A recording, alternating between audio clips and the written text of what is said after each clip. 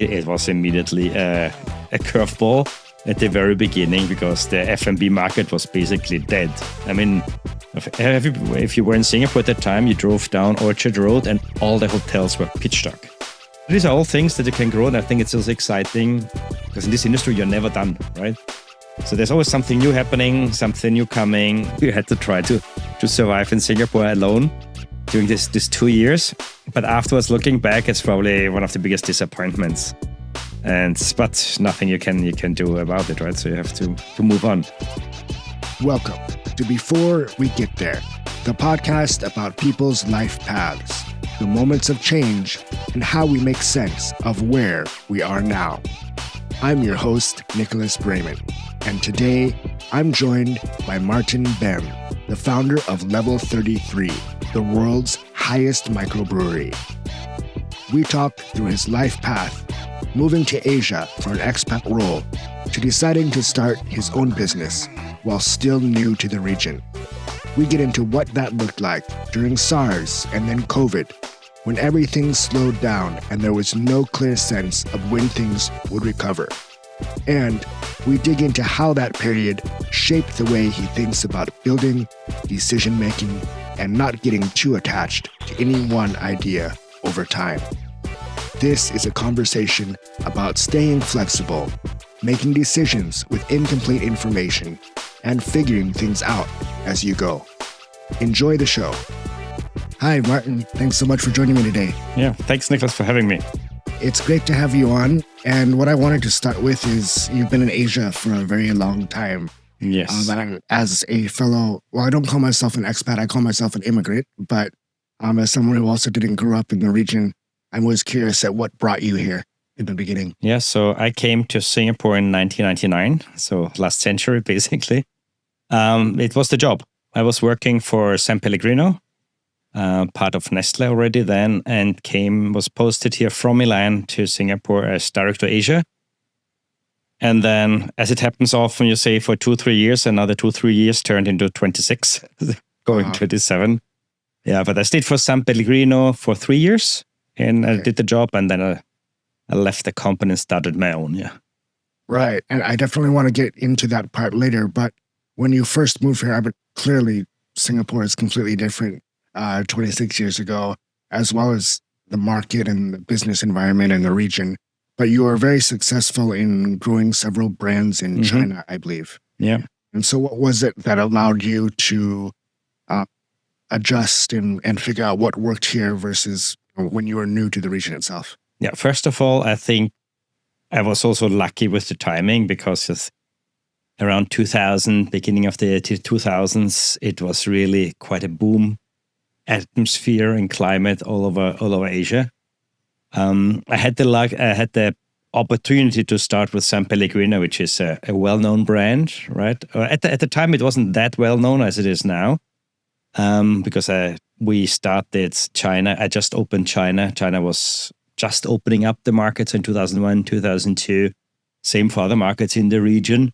So especially for Western brands, it was a lot of untouched areas. I mean, when I came to Singapore, actually in Europe, and for my friends, including myself, we had no idea where Singapore was. Right. So when I got asked by my boss if I want to go to Singapore to take over the Asia position, I said, yes, sure.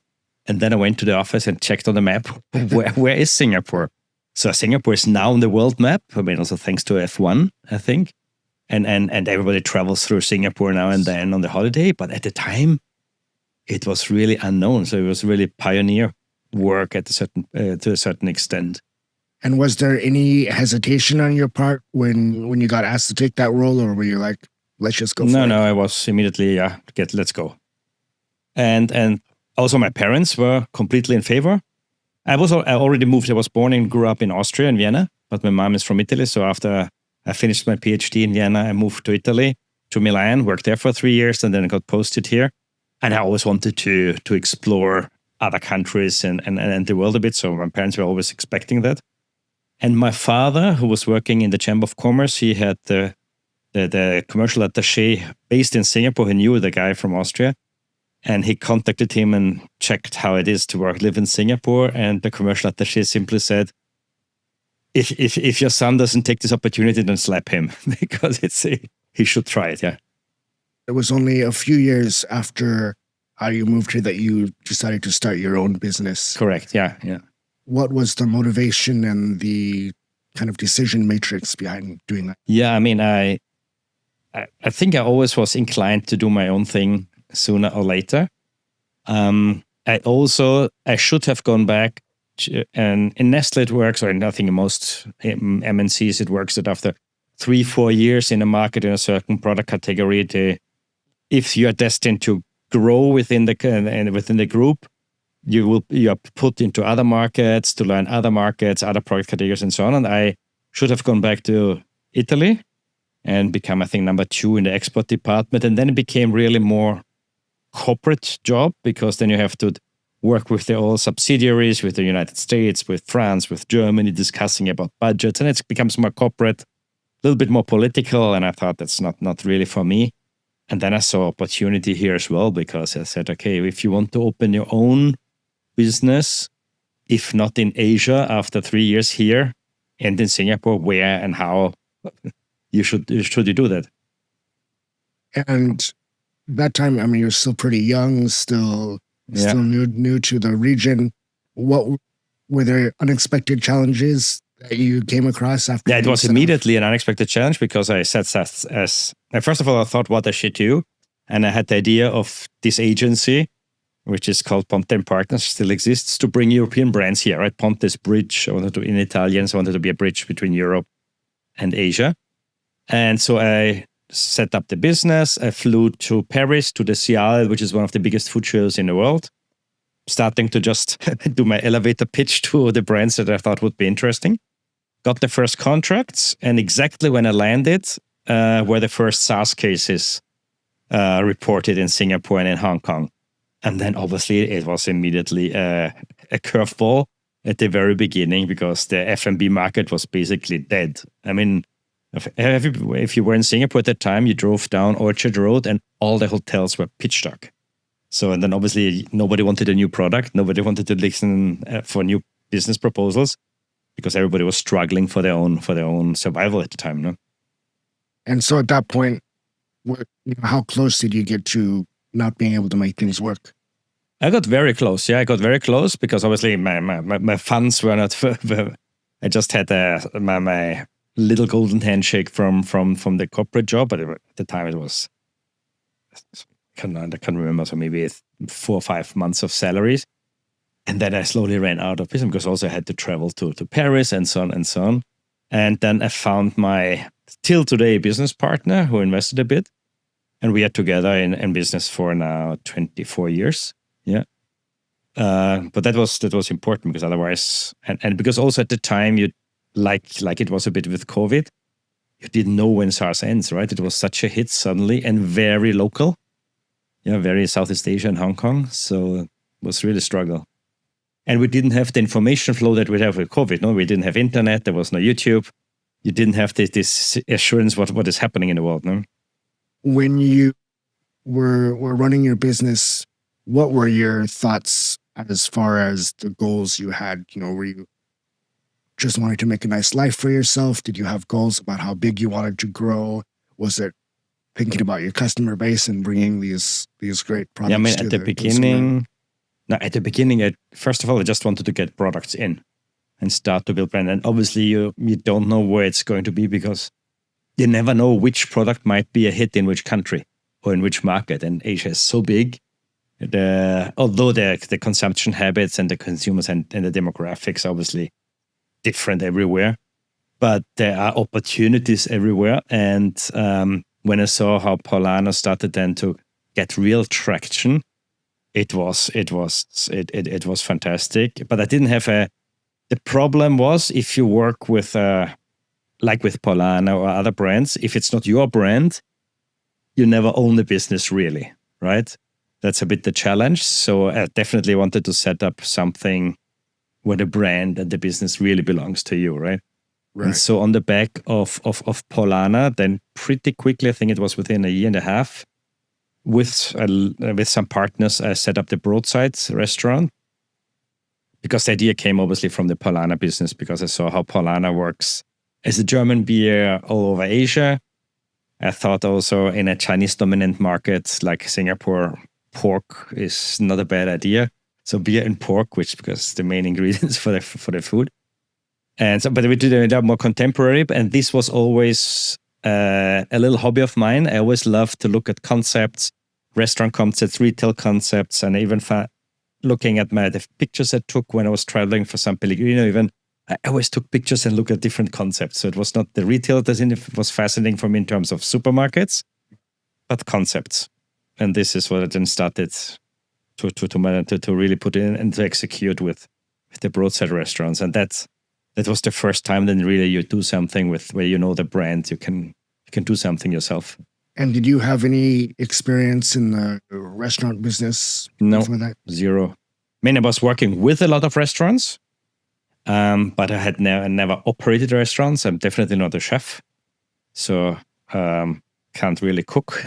So I'm coming definitely more from the conceptualizing and the idea, which I think sometimes is a good idea, because by default I have to have the same perspective like a guest, like a consumer.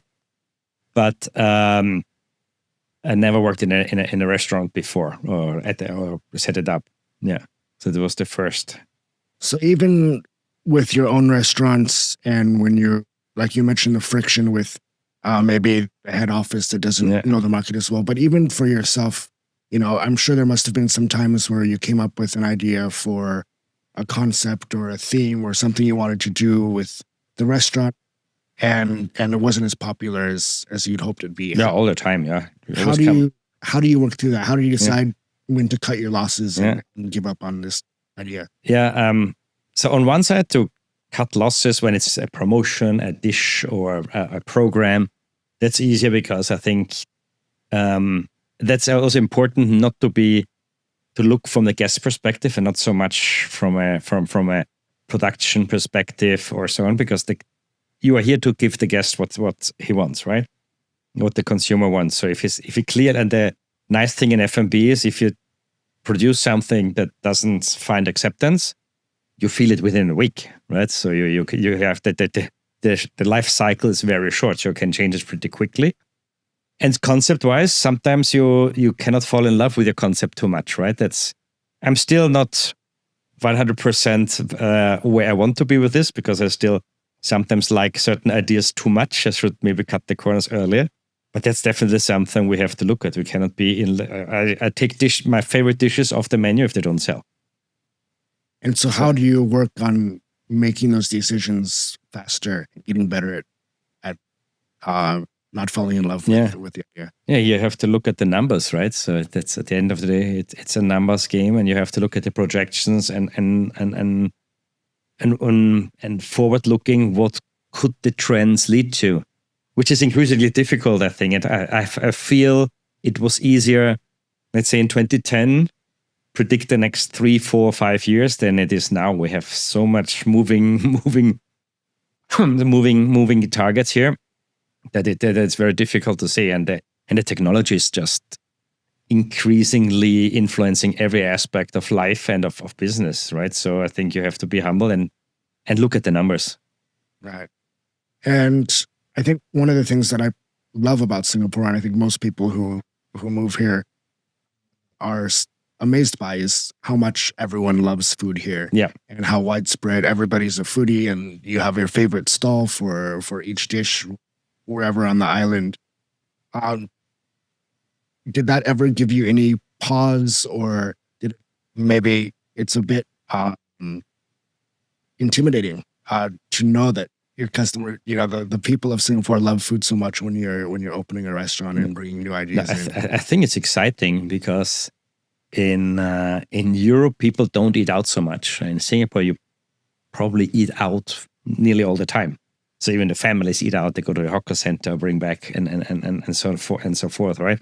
So you eat out, you cook at home much less than in Europe, I find, which gives you a big opportunity. There's a bigger eating out market normally, Now, obviously, there's a bit of shift with delivery services and convenience that didn't exist 20 years ago. But I think it's exciting that you have so much happening, and people love food. And what you have to pay attention that Singapore is also a very fast-paced country. So and especially now with social media, the change of tastes or certain hypes about the products happens very fast now. So you also have to be a little bit aware. So what's going on in the market that you potentially have to adjust the menu or the offering accordingly.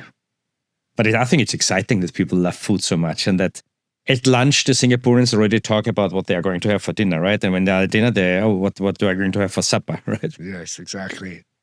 And so after Prosit had been successful for a while, then you went ahead and opened Level 33. Yes, yeah.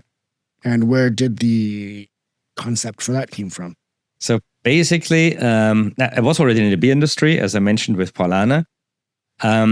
So I always had the dream of building a microbrewery, So you have fresh beer, unpasteurized, unfiltered, which is obviously from the beer perspective here, probably best beer you can get.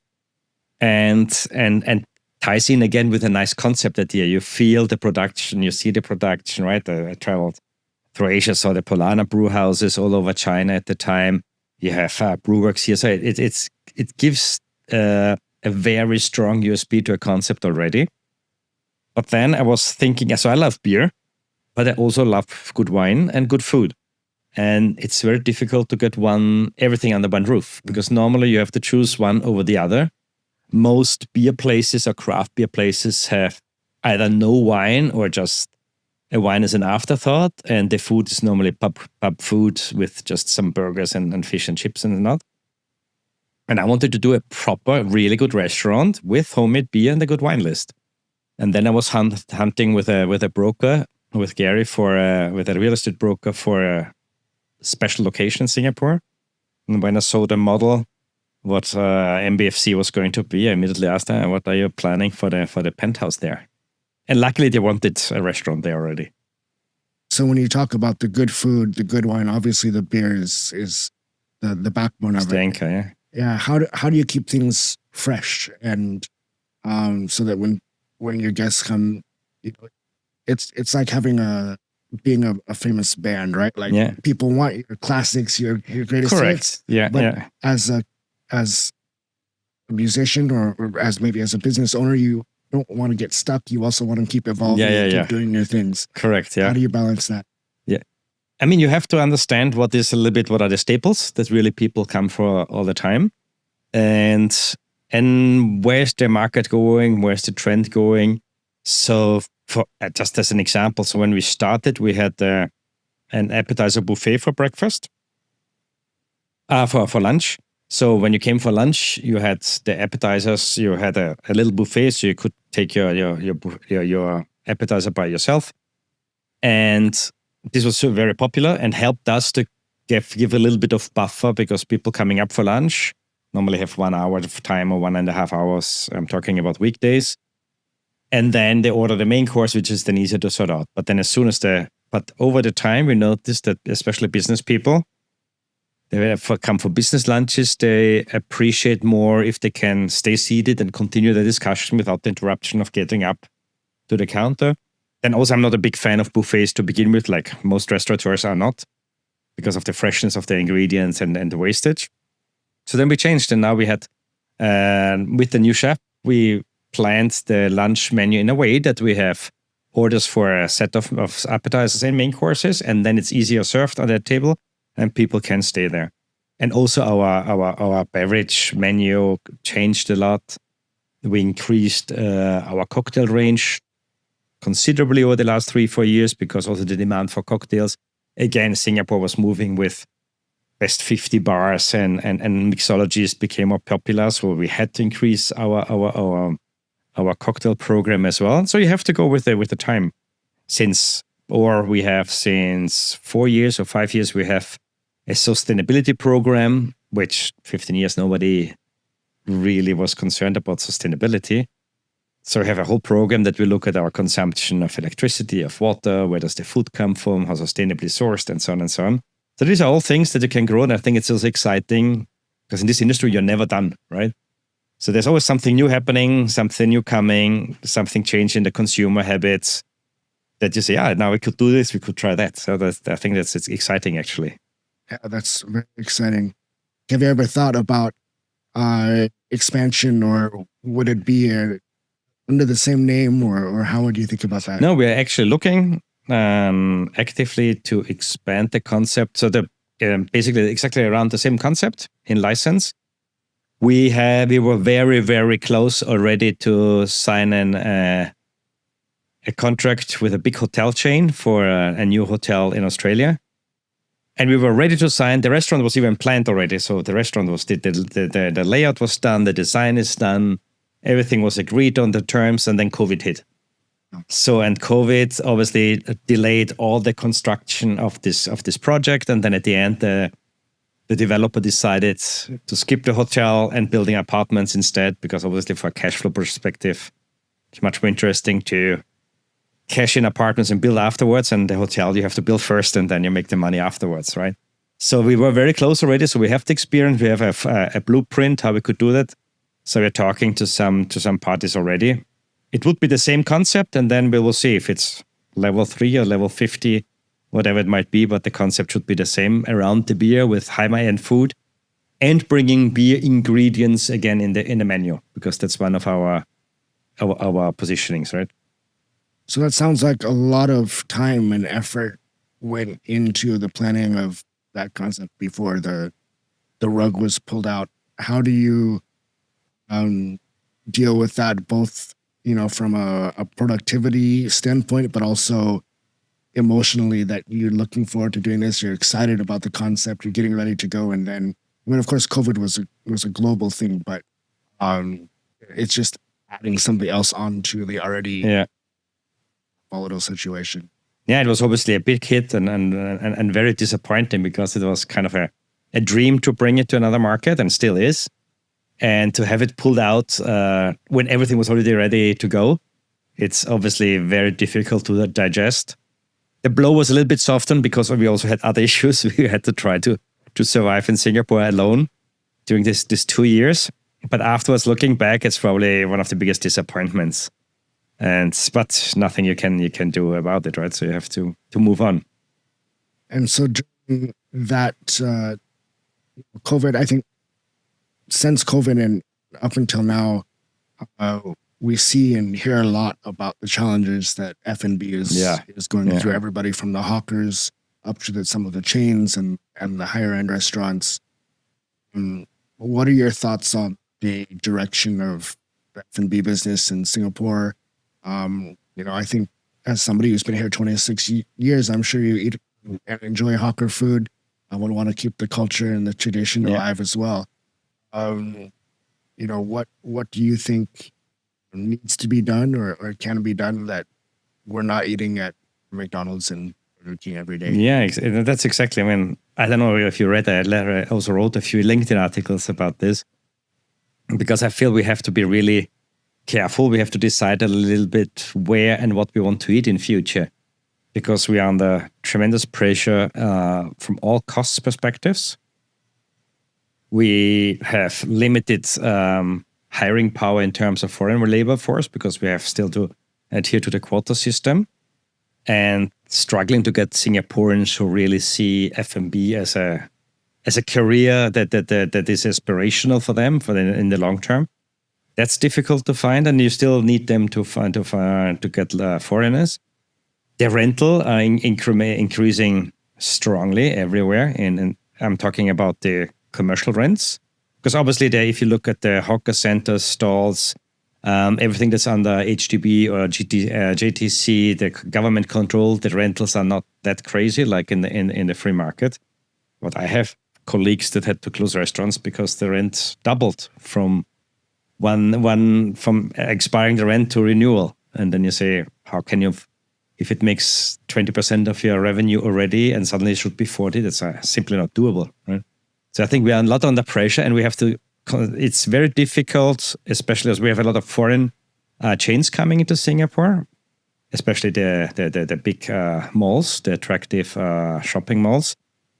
And they see Singapore more as a expansion, proof that they can expand overseas, especially the Chinese chains, they can and should bring in their own ingredients. I mean, Singapore is a beautiful logistic hub, so everything works smoothly. They bring in all the ingredients by themselves, so obviously have a cost advantage to the get-go. See it as an expansion, not necessarily that the single unit has to be successful in that shopping mall. And then they can afford strategically also to pay higher rents than maybe as a local operator who has 2-3 shops in Singapore, right? So I think it's first we have to make the decision also as a policymaker what do we want? Do we want really a central kitchen operated standardized food, or do we really want to have still freshly cooked foods with unique concepts, maybe standalone concepts, which is even always more difficult to sustain these days, no? Yeah, that's and from a consumer perspective, or as a diner yourself, what excites you and what interesting things do you see when you're going out and trying new restaurants? What kind of things are you looking for, and do you think will help sustain the vibrancy and the variance in the F&B industry here? Yeah, I think new concept. I think the novelty is always something interesting. New food. So I was just in an African restaurant 2 weeks ago, which was the first time I had African food in Singapore. It was fantastic. And especially the staff was very engaged and explained where it comes from. So they had the whole concept internalized, but that's obviously for dining. It's not convenient, it's not fast, it's not cheap. And that's a little bit the components that dominate the market at the moment. And for me, it's a new experience. From learning something new and seeing something new. I mean, you have your staples where you go, but then now and then you want to have something new. And I hope this stays, because as long as the drive is there for people wanting to learn something new or eat something new, then you have space for new concepts.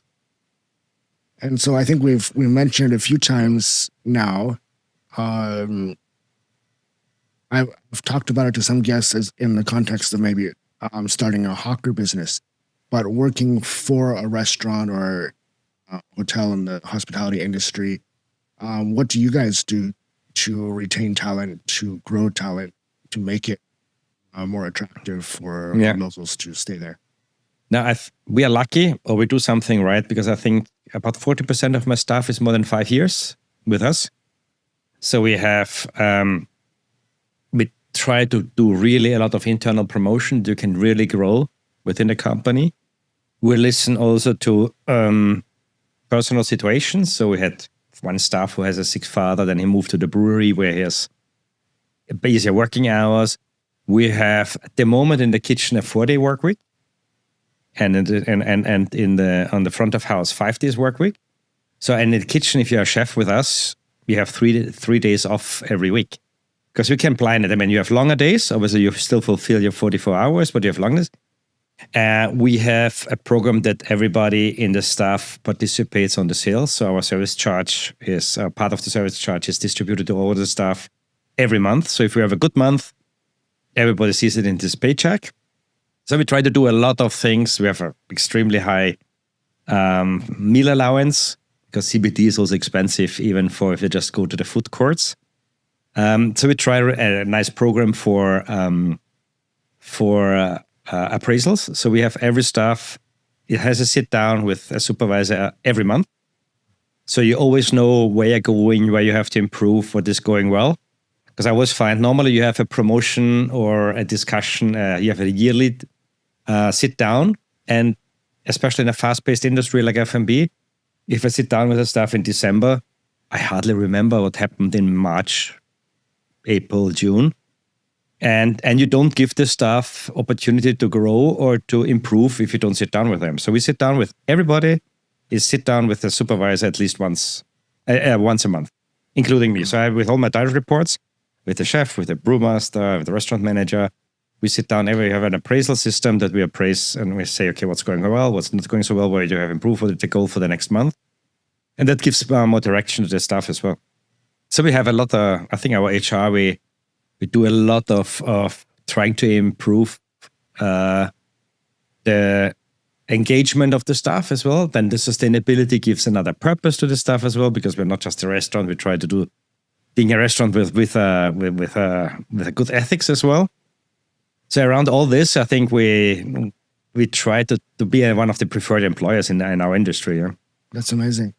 Did you start to do those programs because of having challenges in the past, or where did you come up with the ideas to make sure that, retention is so important and development is so important? Now, to be honest, I read at the beginning already with when we started Broadside, I read a lot of books from Ritz-Carlton. So Ritz-Carlton is famous for being a great employer, from how Starbucks started and all these things. And then I cherry-picked a little bit what I think is suitable in Singapore, especially from the corporate culture, what I wanted to install, and had it from the very beginning, certain aspects. And then obviously it grows, the company grows, and now we have in total about 100 staff, so level around is 70.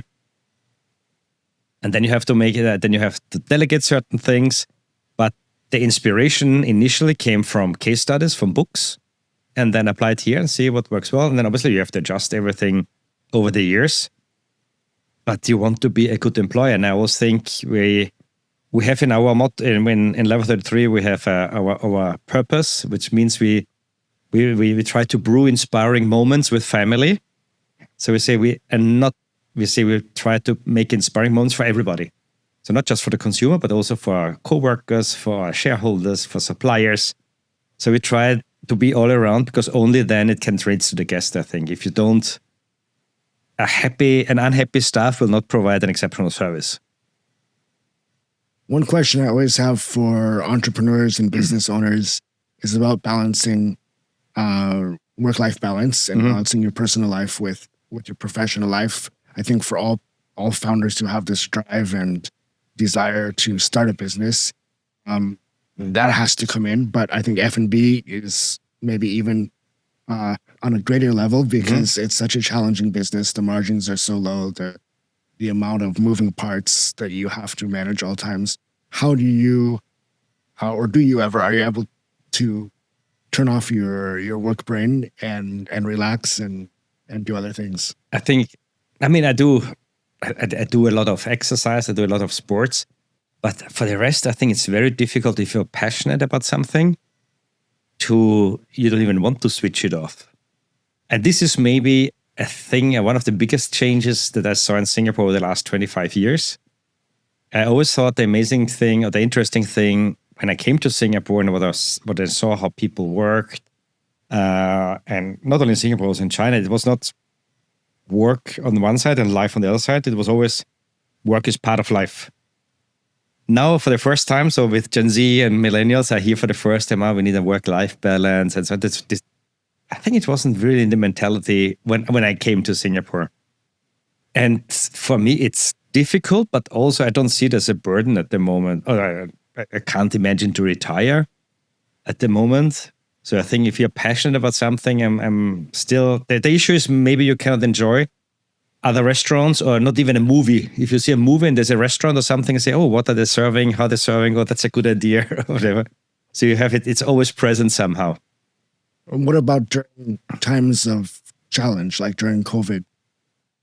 The passion, is it able to carry you through, or is it then become the stress is what's carrying you through? That was super stressful, because we had 70 staff and at times zero business, because food delivery was a little bit so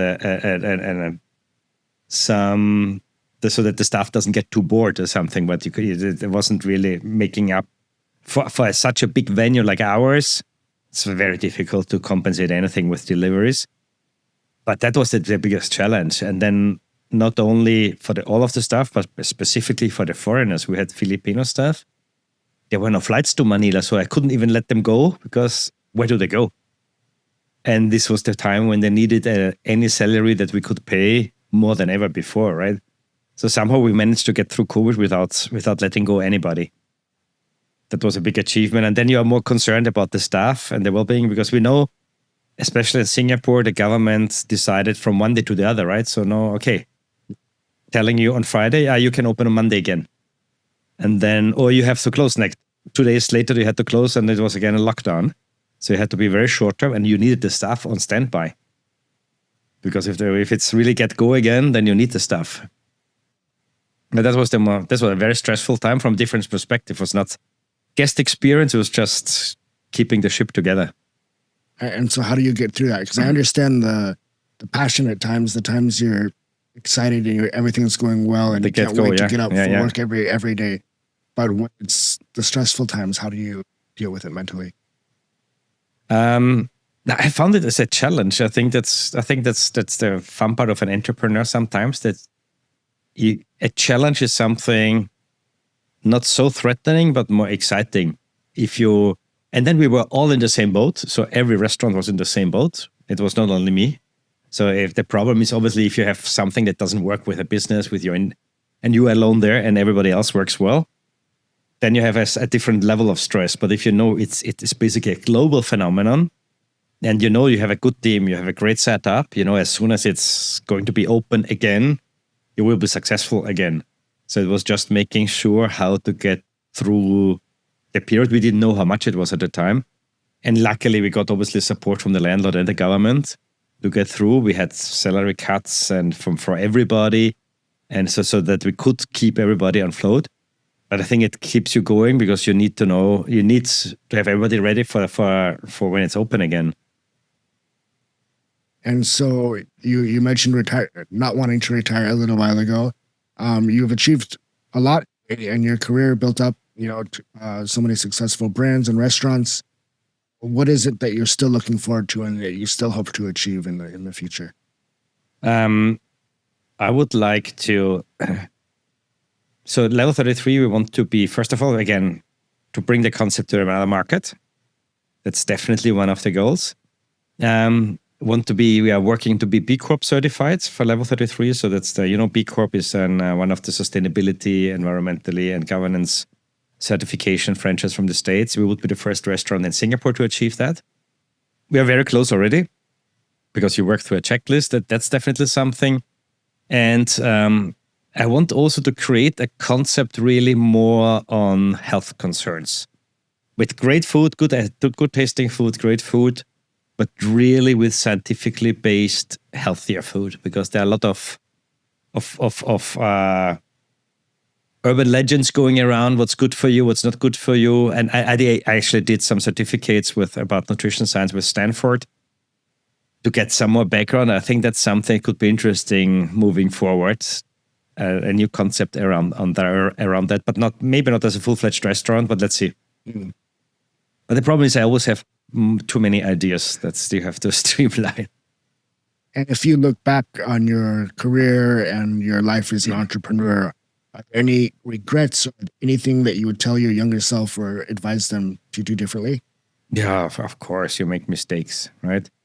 So we made mistakes. Already, I think with Broadside we could have had a bigger potential at the time. Looking back now, because already I see Singapore at the time. So we opened in 2006, and the window from 2006 to maybe 2015 or so was fantastic. Was a fantastic hype. So we probably should and could have expanded to other markets faster and different markets than at the end where we selected. I opened also 2 restaurants in China. I don't know if you know, I had also a big Polana microbrewery as a franchisee in Guangzhou, and the restaurant. That I should have exited earlier because we just exited in 2019. Also luckily in 2019, so we didn't have to go through COVID in China with another 100 staff. That would have been very stressful. But that we had a nice peak also in 2015, 2016, so very profitable. That probably having exited that more profitably would have been, because sometimes if you see it's going well, it's not necessarily going well forever, right? So I think sometimes, and I know some colleagues in Singapore, they're very good in knowing when to exit a concept. And so it seems like throughout your career, when I've asked you about whether there was any hesitation to move to Singapore the first time, you're always very eager to try new things, very idea-driven. Do you think that's something that you've always had in you, or is it something you've cultivated? I don't know. The funny thing is my mother especially always expected me to live far away from Europe. When I was 19, I went on a holiday alone because we had a distant relative living in Sao Paulo in Brazil.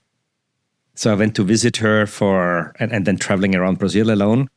And my mom actually told me afterwards she didn't expect me to come back. She probably so it must have been something. I was always attracted to different cultures. I mean, at home we speak Italian and German.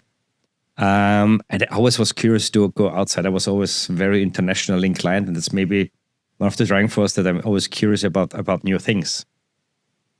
And so that's translated directly into your business. That is also, I mean, if you do a corporate job, it's very, very rare that you can do new things all the time, basically. Or that you are open, or you cannot implement new things, because you have to go through the proper chain. And going back a little, just to what I was asking you before about your own trajectory, would there be any, one line or a few sentences of advice that you'd give to a young person who was thinking about whether they should stick in their corporate career or they should go and try to build something on their own? I mean, you have to, I would say, always talk to people who did it. So if you want to start your own business, then talk to people who did exactly that.